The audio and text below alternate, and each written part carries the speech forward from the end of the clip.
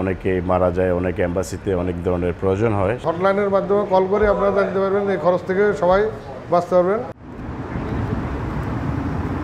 প্রবাসীদের নানাবিধ সেবার পাশাপাশি বিভিন্ন সমস্যার সমাধানে কাজ করে থাকে দূতাবাস। তবে পর্যাপ্ত জনবলের অভাব সহ বিভিন্ন কারণে সেই সেবা পেতে হয়রানির শিকার হন প্রবাসীরা। তবে মান উন্নয়নে ও ভোগান্তি কমাতে প্রথমবারের মতো 24 ঘন্টার হটলাইন সেবা চালু করল কুয়েতের বাংলাদেশ দূতাবাস। এখন থেকে যে কোনো সময় ফোন করে বিভিন্ন সেবার তথ্য জানতে পারবেন প্রবাসীরা।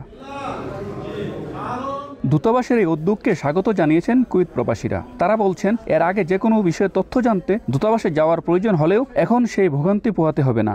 মানুষ মারা গেলে বা পাসপোর্টের বিষয়ে বা কোনো কাজের জন্য গেলে অ্যাম্বাসি যাইতে হইতো, আর এখন তা যাওয়া লাগবে না। হটলাইনের মাধ্যম থেকে আমরা ইনশাল্লাহ সব কিছু জানতে পারবো। উদ্যোগগুলো সঠিকভাবে বাস্তবায়িত হবে, যার মাধ্যমে কুয়েতে যে 2 থেকে 2.5 লক্ষ যে প্রবাসী আছে সকলে যেন উপকৃত হতে পারে। এখন জন্ম সনদ দিয়ে খোলো বিকাশ স্টুডেন্ট অ্যাকাউন্ট।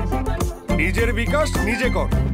এক বিজ্ঞপ্তিতে দূতাবাসের পক্ষ থেকে বলা হয়, শ্রমিক সংক্রান্ত সমস্যা বিশেষ করে আকামা, বেতন, মরদেহ দেশে পাঠানো, ক্ষতিপূরণ সহ বাংলাদেশি নাগরিকদের ভিসা সত্যায়নের পাশাপাশি যে কোনো সেবার তথ্য পাওয়া যাবে এর মাধ্যমে। মঈন সুমন, সময় সংবাদ, কুয়েত।